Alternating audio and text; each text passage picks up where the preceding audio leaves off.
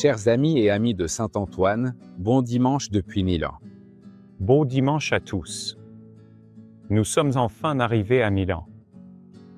Ceci, nous sommes, voilà, vous avez reconnu cette statue, c'est celle-ci, pas celle-là, c'est celle qui se trouve ici, dans le jardin de l'église des frères conventuels du Viale Corsica, où elle sert un peu de point de repère pour ces jours que nous passons à Milan, même si ce n'est pas le seul endroit, car même en arrivant, disons, dans la banlieue, ces 30 km et plus que nous avons parcourus pour arriver ici, les étapes deviennent de plus en plus longues et bien, nous avons aussi fait de belles rencontres en chemin. Nous étions partis d'Abbiategrasso, le groupe s'était étoffé, certains pèlerins sont venus exprès, même si nous partons à 6h30 du matin, ils ont réussi à nous rejoindre.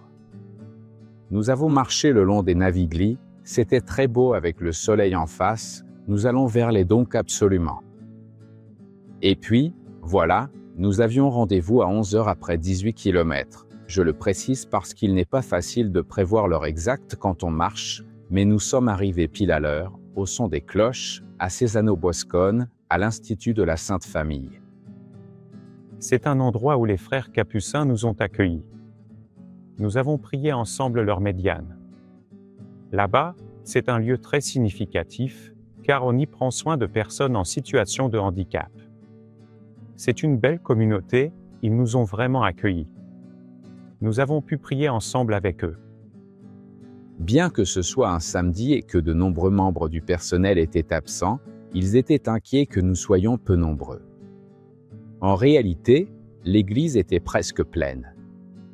Ils ont 800 résidents. Frère Francesco disait à juste titre que ce sont eux qui deviennent des invités, qu'ils sont vraiment chez eux. Dans ce lieu si cher à la charité du Seigneur. Et puis nous avons continué pour arriver au Dôme, nous avons calculé que l'arrivée au Dôme de Milan correspondait à peu près au millième kilomètre du parcours complet, donc il nous en reste encore 300, mais bon, c'est déjà une belle étape. Nous sommes bien avancés. Nous sommes bien avancés, un pas après l'autre nous arriverons aussi à Padoue le 21 septembre. Ici, nous avons reçu un bel accueil de la part de la paroisse, cette église est aussi une paroisse, et nous avons célébré la messe à 18h avec toute la famille franciscaine. Il y avait ici de nombreux frères de l'OFS, certains même des frères franciscains, c'était un beau groupe de concélébrants avec frère Massimiliano. Oui, il y avait en particulier un frère capucin.